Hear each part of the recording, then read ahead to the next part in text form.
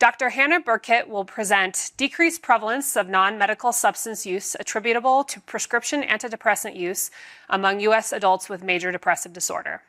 Hannah holds a PhD in epidemiology from Kent State University and a Master's of Science in Physiology from the University of Colorado Boulder. Today's presentation will focus on a portion of her dissertation. Let's welcome Dr. Hannah Burkett to the stage. Thank you, Kate. I am Dr. Hannah Burkett, and I am a biostatistician at the Rocky Mountain Poison and Drug Safety. As Kate mentioned, I recently received my PhD from Kent State University, and this study was done as part of my dissertation work. I looked at the protective effect of medical antidepressant use on problematic drug use among U.S. adults with depression. My research focuses on health and behavior of adults with major depressive disorder and the effect of symptom management on the medical outcomes and quality of life. This is a unique population with high rates of problematic drug use and increased risks associated with drug use. According to the World Health Organization, major depressive disorder is the leading cause of disability worldwide. The condition is characterized by feelings of sadness, pessimism, guilt, and anxiety, decreased energy, loss of interest in daily activities, and indecisiveness.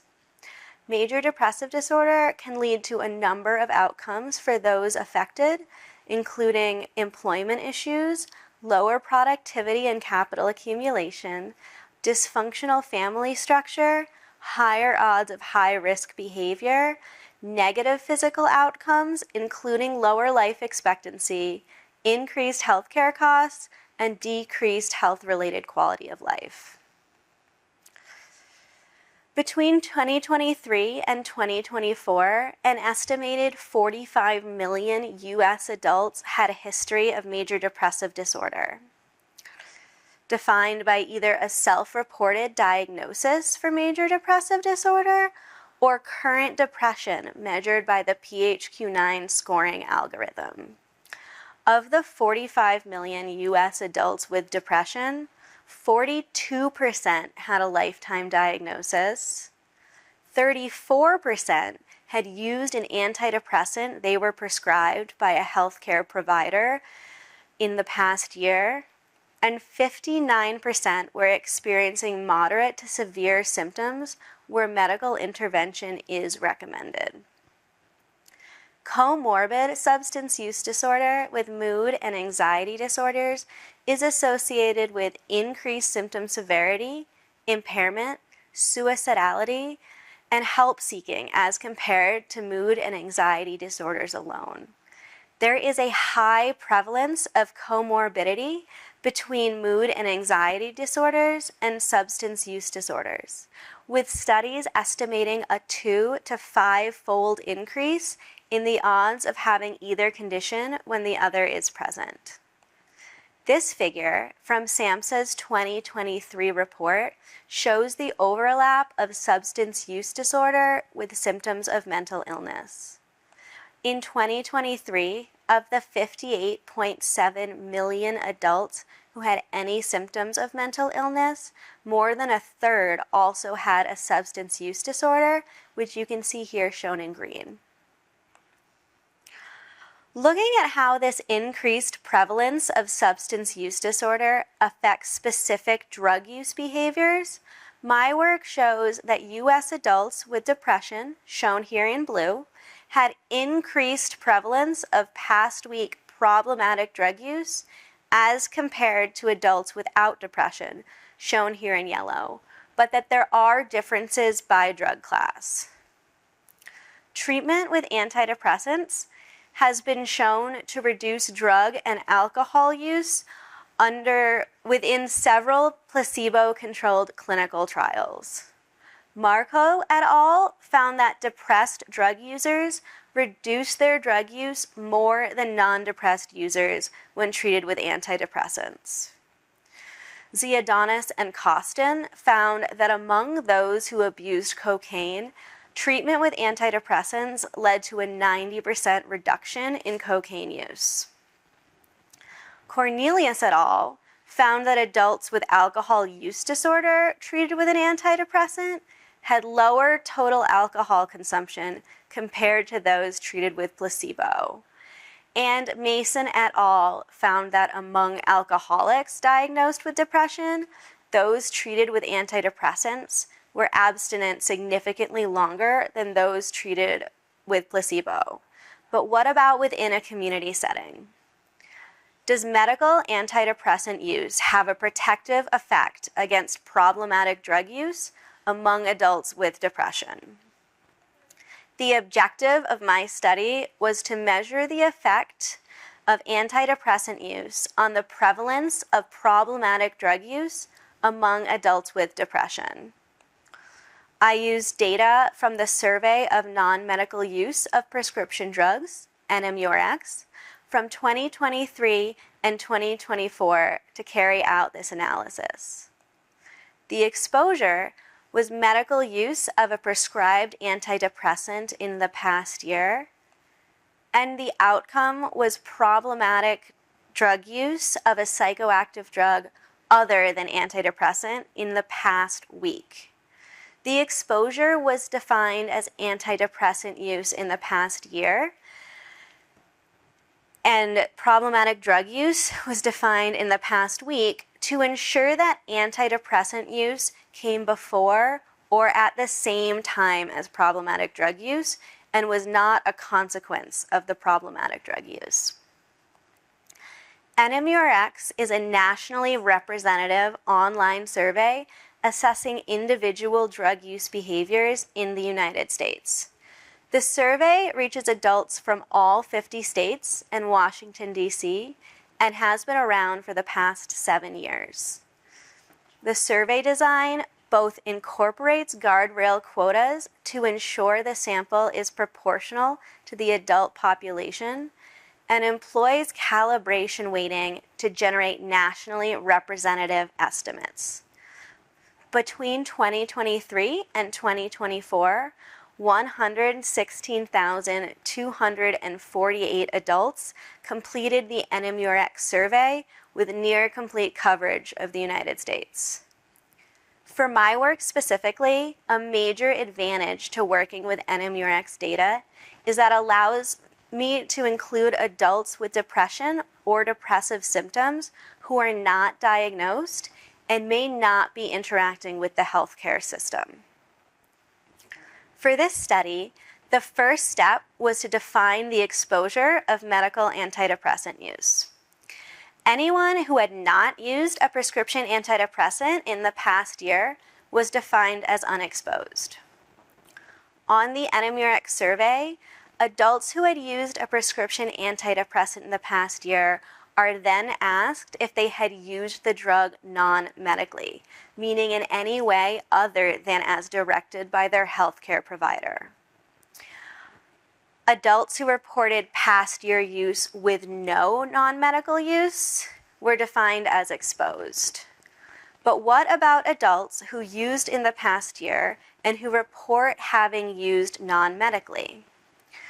A limitation of this data source is that it provides no way to distinguish if their use was exclusively non-medical or if they used their prescription as directed and perhaps took an extra pill once or twice.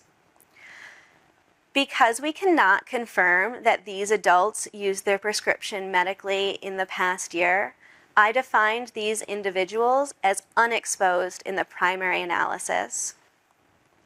But I also conducted a sensitivity analysis to understand the effect of any use of a prescribed antidepressant, including both medical and non-medical use. In an ideal state, the outcome, which in this study was problematic drug use, would be independent of the treatment assignment, which in this study was medical antidepressant use.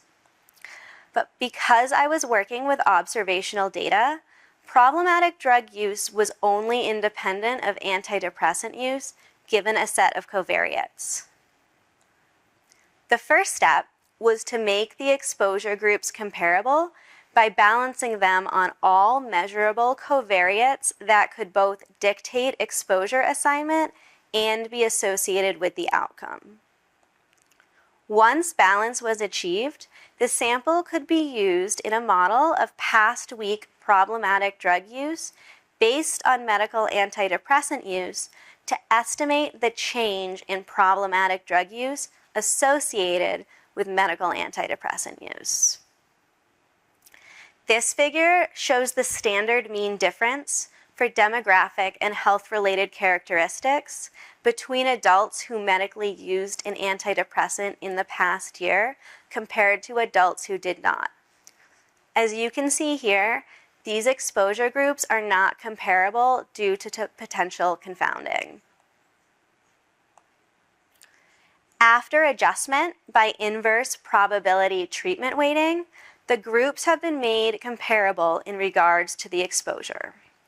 This is still observational data, but this balance emulates what we would see in a clinical trial and minimizes the potential for confounding by demographic differences between the treatment groups.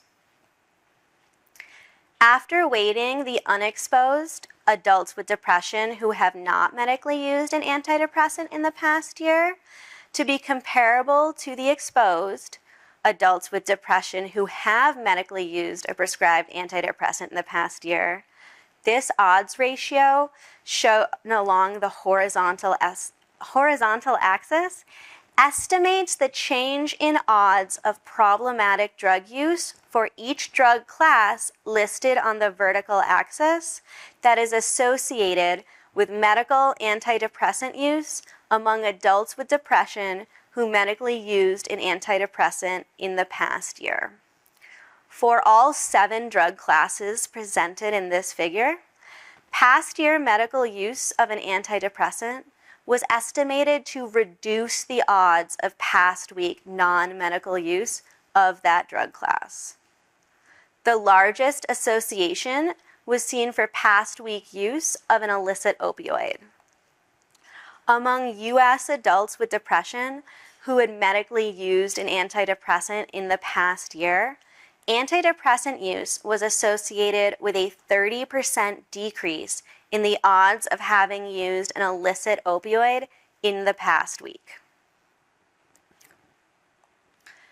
The negative and statistically significant odds ratios associated with all drug classes explored suggest that medical antidepressant use could reduce the odds of problematic drug use among adults with depression as long as the antidepressant is used as prescribed. When the exposure was defined instead as any use of a prescribed antidepressant in the past year, antidepressant use was no longer associated with a decrease in the odds of past week problematic drug use for the 7 drug classes shown along the vertical axis. Instead, antidepressant use was associated with an increase in the odds of past week problematic use for the 4 prescription drug classes explored and illicit psychedelics, and was no longer significantly associated with a change in the odds of past week illicit opioid use. Among U.S. adults with depression who were prescribed an antidepressant in the past year, antidepressant use was associated with over an 80% increase in the odds of having non-medically used a prescription gabapentin or pregabalin in the past week. This shift in the direction of association suggests that although antidepressant use can be protective against problematic drug use, this is only true if the antidepressant is used as prescribed. Focusing on the high-risk population of adults with depression, the impact of antidepressant use on problematic drug use varied significantly by drug class, with the strongest protective effects seen for illicit opioids and the greatest risk for misuse seen for gabapentin, pregabalin, and benzodiazepines.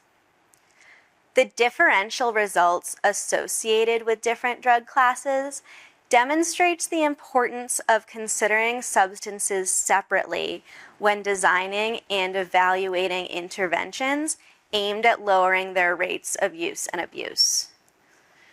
Exploring problematic drug use limited to only high-risk substances, such as illicit drugs, or high-prevalent substances, such as tobacco and alcohol, has the potential to reinforce narratives not grounded in adequate descriptive work.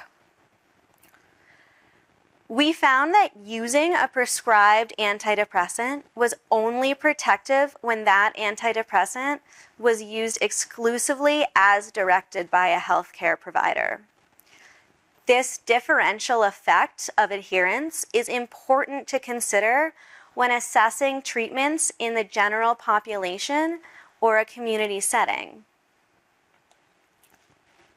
The ability to differentiate between medical and non-medical antidepressant use in NMURX was essential, as each behavior had distinct associations with problematic drug use across drug classes.